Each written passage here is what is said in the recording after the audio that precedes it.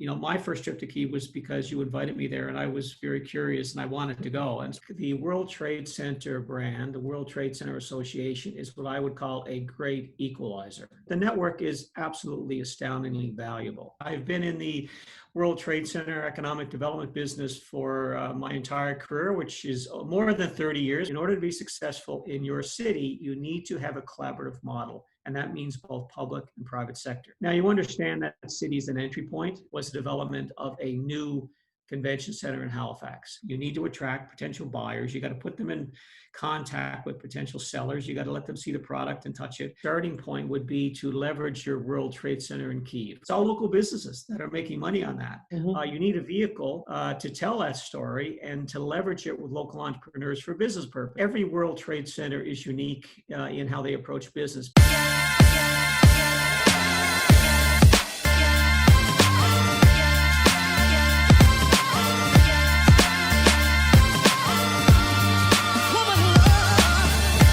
Scott, great to see you. Welcome to my show, Don't Ever Give Up. Well, thank you. And I love that theme, Never Give Up. I think, especially in this day and age with what's been happening for the last 6 months, it is a lesson that we all need to learn. And congratulate you on the terrific work that you're doing in Kyiv. And I'm very happy to talk to you today. Thank you. Thank you.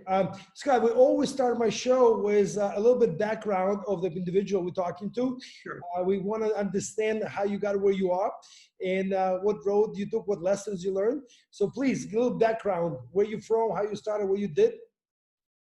Yeah, well, I'll tell you, I'm from Canada. I'm from the east coast of Canada, from a city called Halifax. And I've been in the World Trade Center economic development business for my entire career, which is more than 30 years. I've had the pleasure, of course, of visiting you in Kyiv, and I'm very well aware of the work that you're doing. As a Canadian, I'm also very well aware of the special relationship, I think, that Canada and the Ukraine have. I grew up with Ukrainian-based students that that had moved to Nova Scotia, earlier on. So I'm well aware of the community and how important it is to Canada. And I'm also well aware of the work that you've been doing out of Kyiv to develop the economy. So I'm from Canada, and I've been with the World Trade Center Association now as CEO up until January, when I left to take on a new opportunity. So I travel the globe and have been working with many of our members on business development. Well, that's first of all, I want to start with Halifax and what you've done there. So let's start where you started with Halifax. Obviously, there was a World Trade Center in Halifax, and then you went in and you did a massive development there. Yeah. So Halifax is, I like to say, is unique. But the thing is, every World Trade Center is unique in how they approach business, because even though it is a global network and a global association, and it has global power, that is absolutely for sure, with 325 members, the value actually starts at the grassroots level. And it all depends on how you develop your World Trade Center and how you thread it successfully through your own economy. So the key is to truly understand what your opportunities are and your partners and collaboration chances are in your home city. And then you need to fashion your World Trade Center to that direction. And in Halifax, we have focused on major conferences and conventions. And we ran a convention center. We call it the World Trade Convention Center. We worked very closely with universities on research and other activity. The thinking being, of course, is that after you spend millions of dollars in developing an expertise, say it's in biomagnetic engineering, you need a vehicle to tell that story and to leverage it with local entrepreneurs for business purposes. It's not enough for the university just to sit on a world reputation in, say, biomag and circulate amongst themselves. Local city and local businesses and startup and government doesn't understand, then that's a big loss. The other thing is it's also public money that's often spent. And so if you're spending public money to get this level of expertise, then I think there needs to be an accountability to leverage it beyond the community itself. So we did that effectively with many of the universities in Nova Scotia, including Dalhousie, and we searched the World Trade Center network to find conferences and conventions that we could host in Halifax. And then we hosted events that would allow us to embrace the startup community and kind of trigger some entrepreneurial thinking and connect those thinkers with some of the global experts that we were bringing in for conferences. So that was a big part of what I did. And one of the big projects we undertook before I left was the development of a new convention center in Halifax. Mhm. And that was based on the success we had in attracting major international conferences. And again, the purpose of an international conference is partially for local spin-off and for tourism, but the real purpose is for business development, if you're really precise on who you're attracting. Oh, thank you, Scott. This is obviously fascinating, but what's one of the questions always been on my mind. Within World Trade Center Association, you have very large cities, New York, Paris, etc. And also you have cities like Halifax, which is not a major city in terms of compared to New Yorks of the world and Dubai and so on. So how does impact of the World Trade Center on a smaller scale feels versus a city like Paris? Yeah. So I would look at it like the World Trade Center brand, the World Trade Center Association is what I would call a great equalizer. Excellent. So, Great you know, equalizer, great phrase. you have a situation where you've got a World Trade Center in Paris. You mentioned Paris. It's run by the Chamber of Commerce.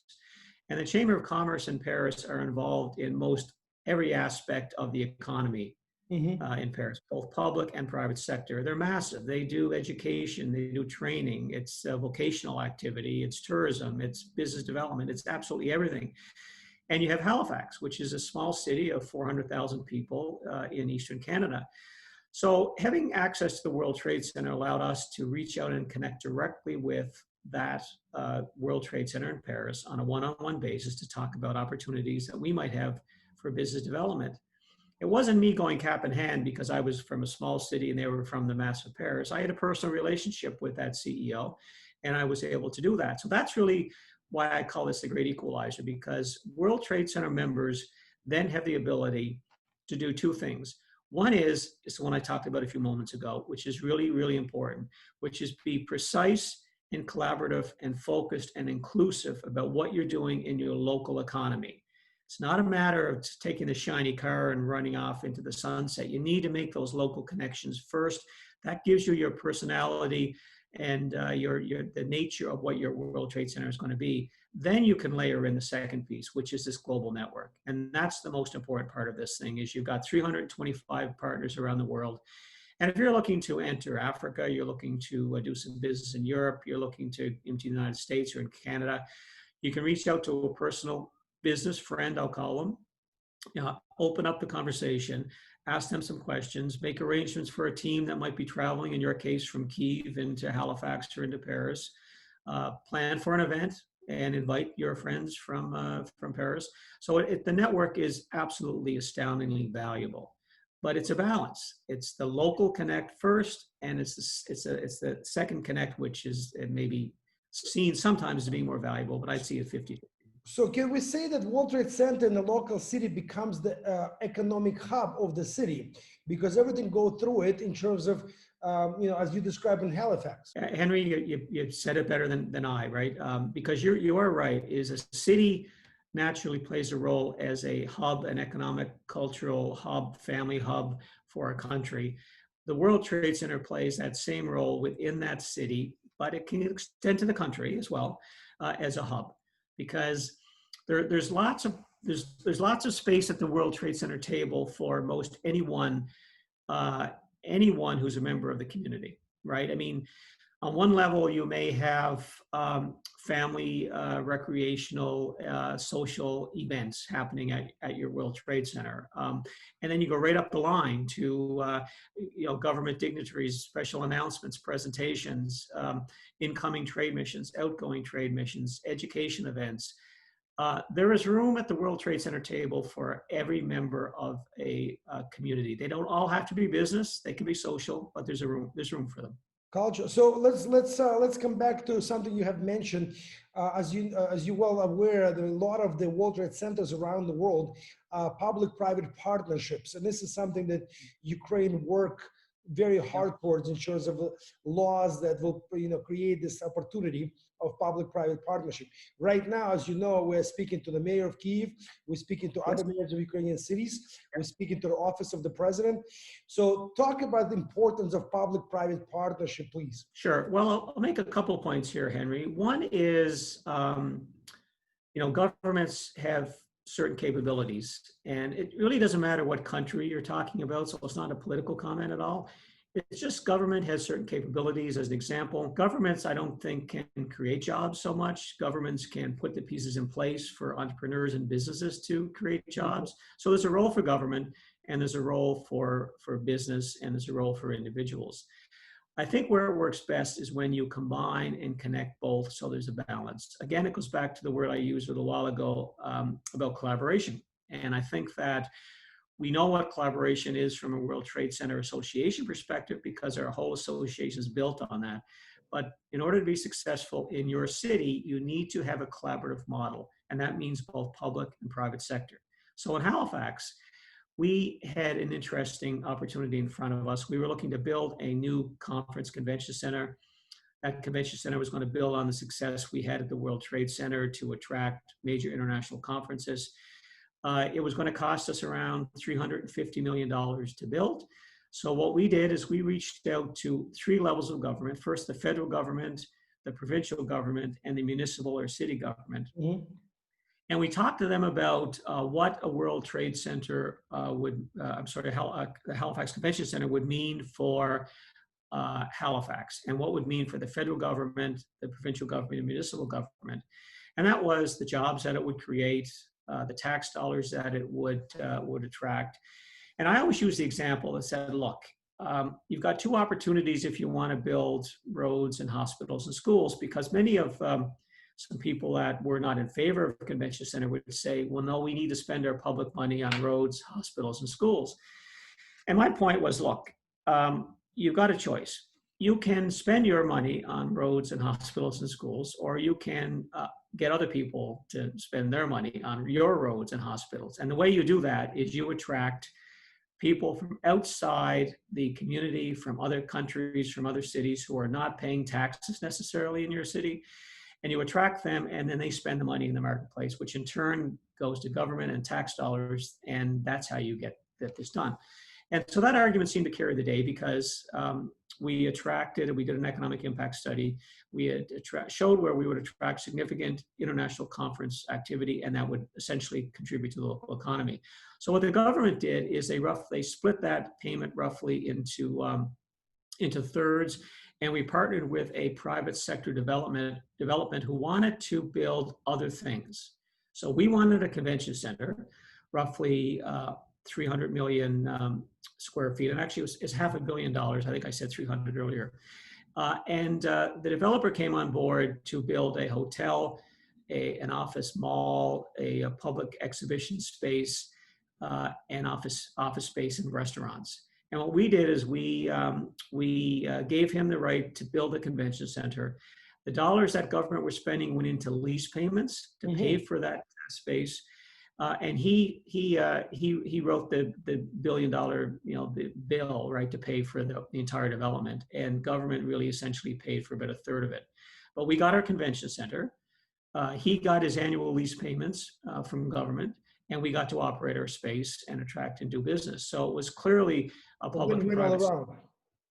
Well, the beauty about it was that he signed an agreement to build this center for us at a certain cost on a certain timeline, and there was no inflation in the budget. So he had to keep a very close eye to that budget, and he had to count his pennies. And if he was going to make any money at the end of the day, he had to make sure that he came in on budget. Sometimes with these facilities, you may see the budget expands a little bit, and then all of a sudden, you hear these stories, $1 billion project all of a sudden becomes a public white elephant at $3 billion. Well, under this scenario, the government paid exactly what it intended to pay, and he got exactly what they wanted. So it was a good investment. The key that the deal structure that you set up, obviously, was the fact that the government stepped up and guaranteed certain amount of payments to the developer. Is that correct?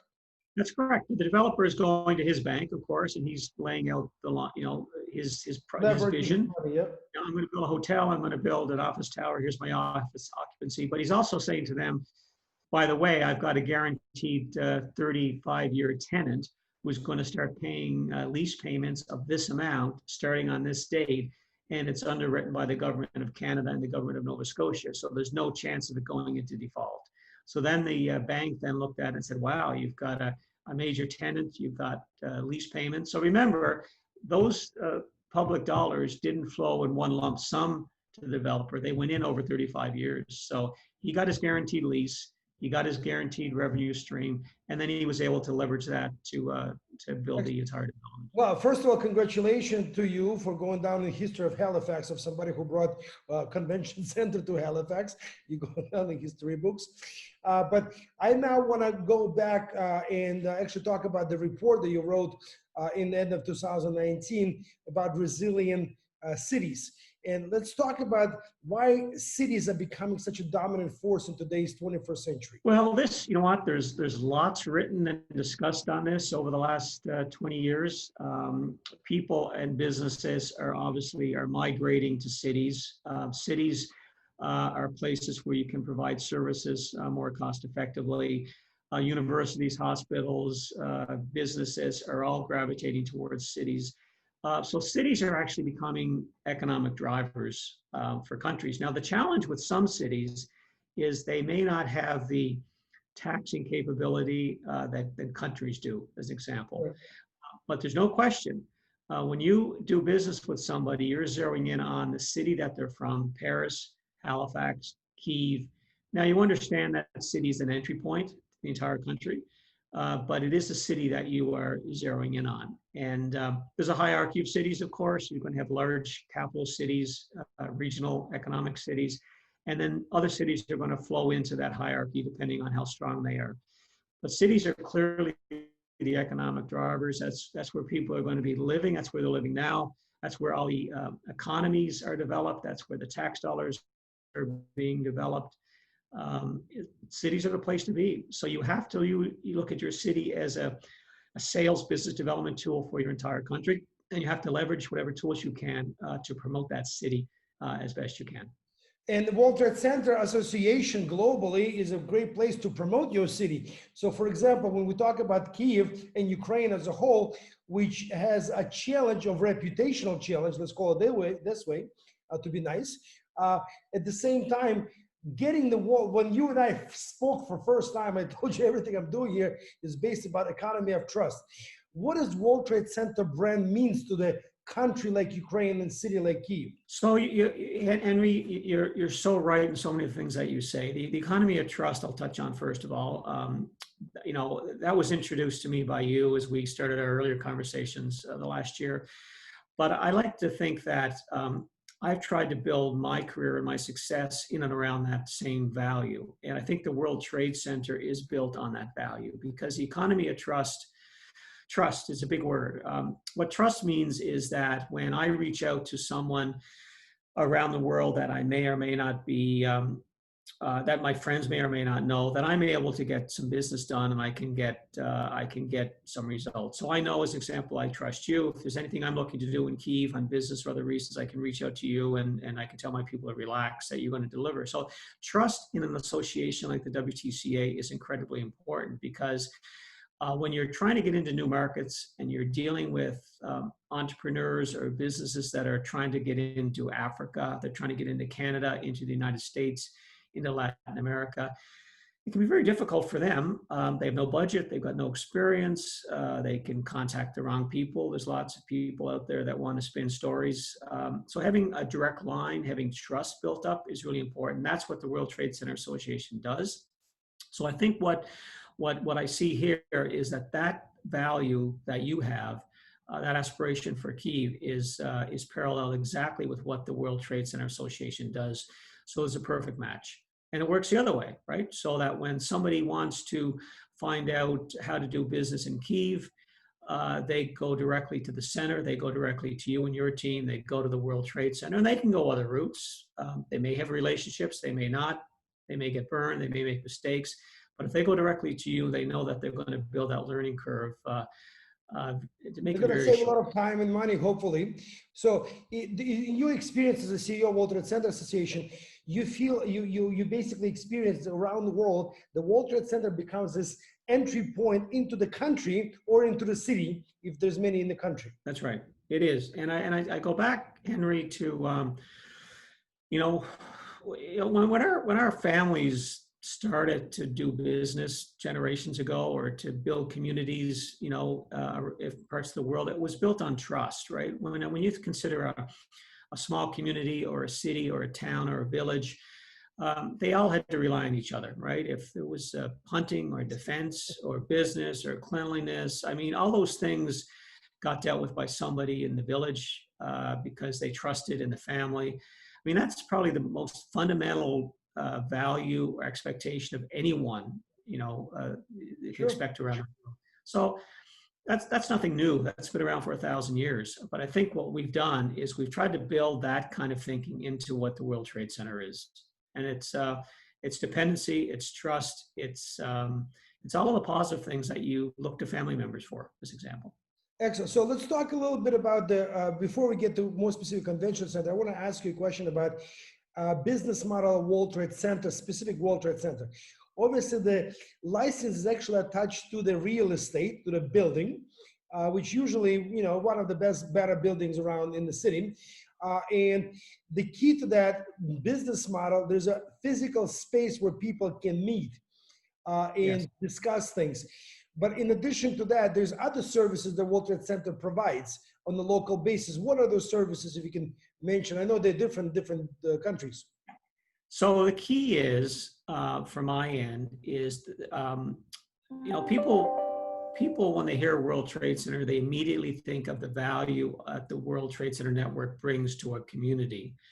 And I have a tendency sometimes to say to them, look, slow down on that. That is there. There's no question that's there, but that only works, or it works 100% if you do your diagnostics properly at the grassroots level in your community on how many community entities can you connect with. So it starts with what we talked earlier about is let's look at both private and public sectors, right? And if on the public side, there's government, of course, but also look at associations at universities, even look at social, right? Because that's a big part of it. And then shift to the private sector and look at what's happening there. Look at the big companies that are doing some work. Look at your specialty sectors where you're excelling already.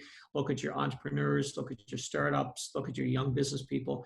And what you need to do is you need to build a model that connects with as many people as you can in both of those buckets. So you're right, it includes space that can be public space that gets used for presentations, lunch and learns, overviews, visiting dignitaries, films, education, about what's happening around the world, social space.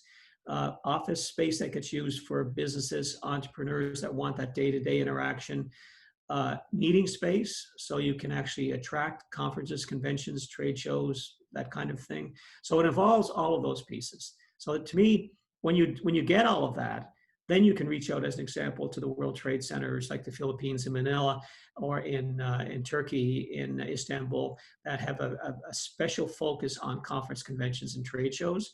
You can reach out to the World Trade Center in Paris or in Winnipeg in Canada that focus on services. You can reach out to those conferences, those World Trade Centers who have large office towers like in Panama with technology, or into India. So you can then reach out and make those connection points after you've built your local model. So there's a balance. Okay, great. So one of the obviously most interesting things that we are talking about within the World Trade Centers is ability for businessmen to travel throughout the world where the World Trade Centers are, and we're talking about 330 cities now, 325, whatever the number is. But basically, if I'm a member of World Trade Center Kyiv, can I be a visiting guest into the World Trade Center Brussels? Yes, well, every World Trade Center, depending on what their specialty is, but the key would be at the starting point would be to leverage your World Trade Center in Kyiv, right? And to meet with your director in Kyiv and to say, look, I'm making a trip to these cities. I'm looking to achieve these things. I'm working in this sector. Can you help me? And the key is for that person to reach out first and foremost and say, our member is traveling. This is what they're looking to achieve. They may need some help with some hotels. They might need some help with some meetings. They might need some help with just getting a bit of a brief or an overview of what's going on in the city. But you can facilitate that first, and then they can go fully prepared on the road to those cities. So it's some sort of a role of a matchmaking to make sure that the trip that the business out of Ukraine makes is effective in other countries they're looking at. Yeah, it is that, right? Because it's not really a social club, where suddenly somebody drops in and says, "Hi, I'm from Kyiv. Do you have time for a cup of Yes. coffee?" I mean, you can do that. I mean, I do that, but it depends on if you've developed a relationship with. So after, as an example, I use Paris. After you have been to Paris as a local business in Kyiv and you've had some business introductions and you've done some work, then that relationship becomes yours. So if you want to stop in and continue to meet with those people, you do that on your own necessarily once you've made the introduction.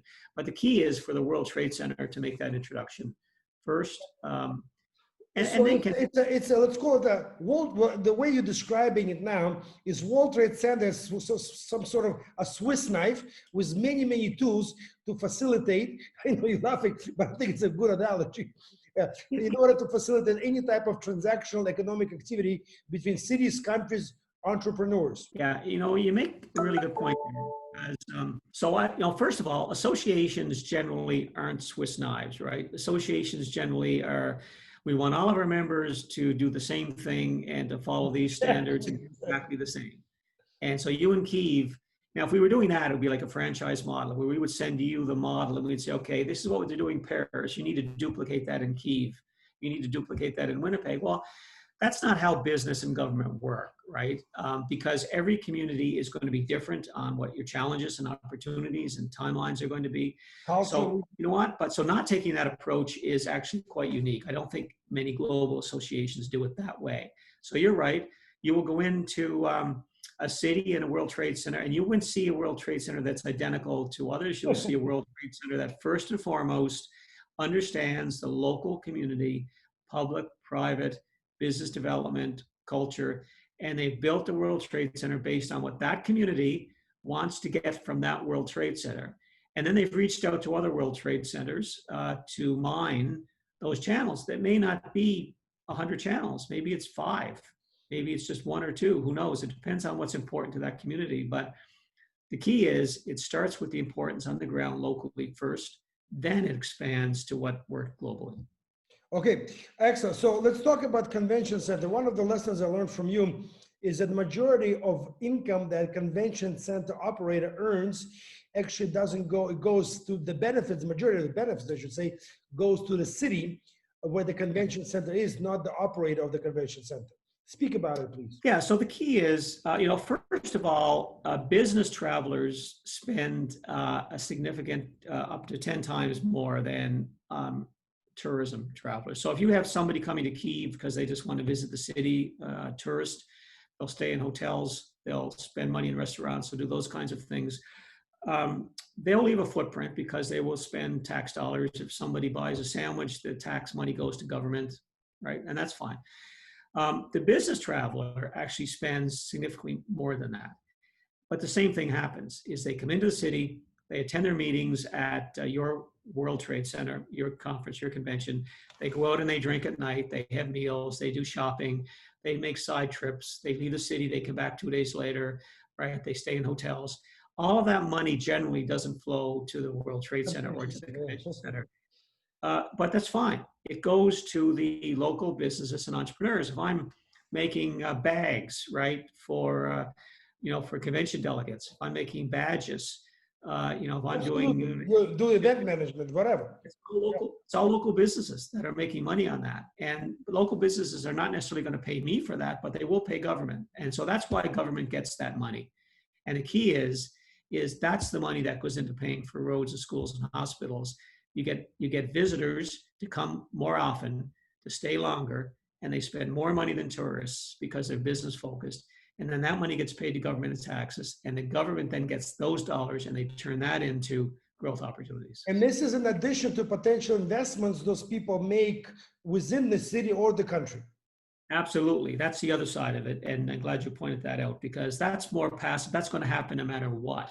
Right. But the reason that they're there to begin with is because they're interested in learning and doing business or doing something in your city. There may be some really interesting research that's happening in a certain sector.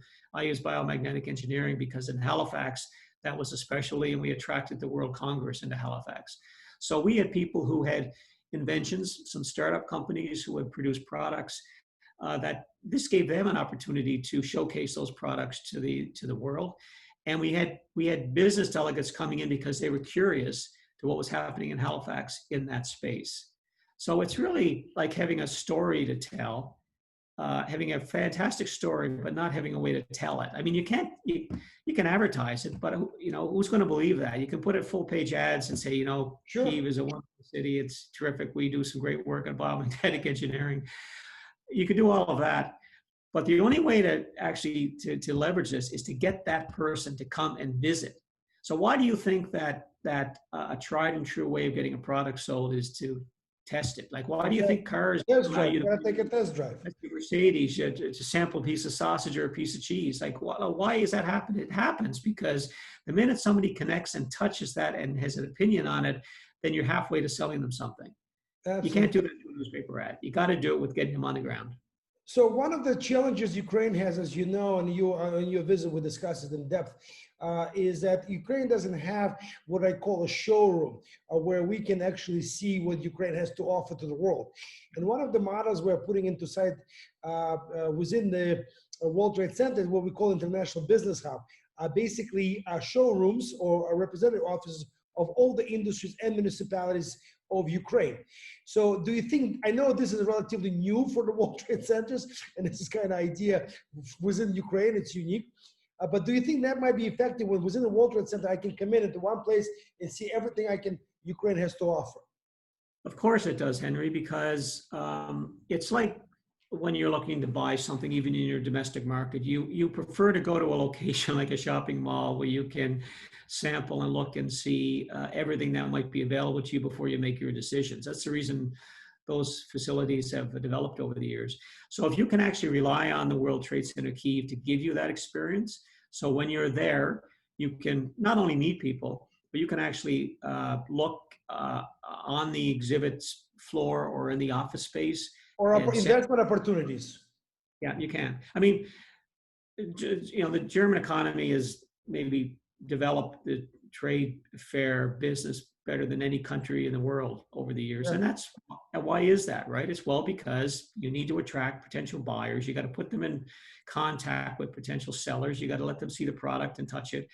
And shows like the Consumer Electronics Show in Las Vegas happen every year, and people go to that event for that one reason, so they can see what's happening. So yeah, what you're doing is you're producing a 12-month long exhibition opportunity for whatever is great about Kyiv or Ukraine, and you're showcasing it to visitors.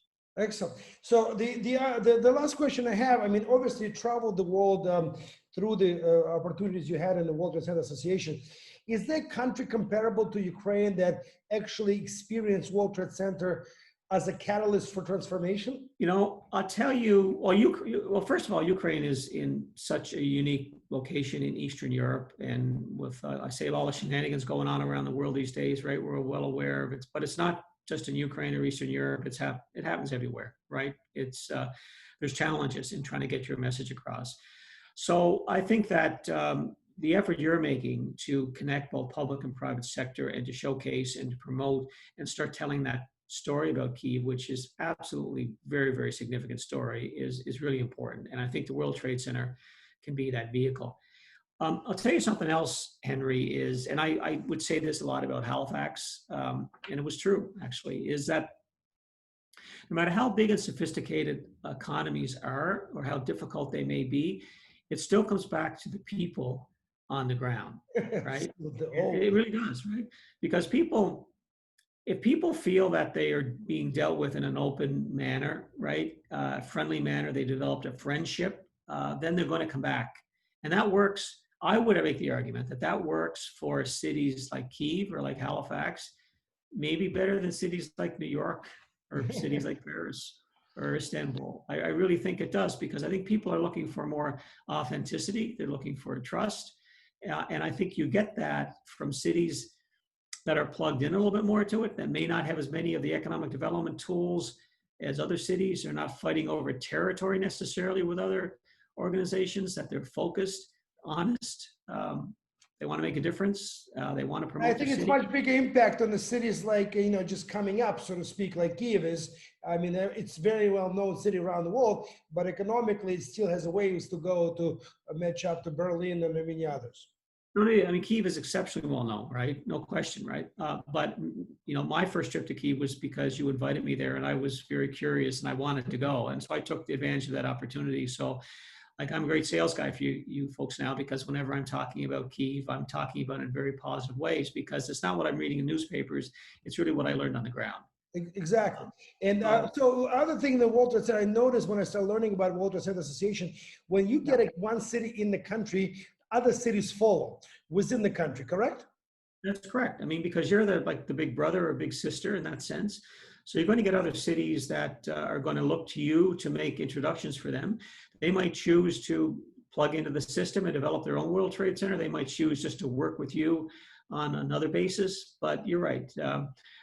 At this point, you would be the peak, of the development structure for the entire country. We'll be the And pioneer.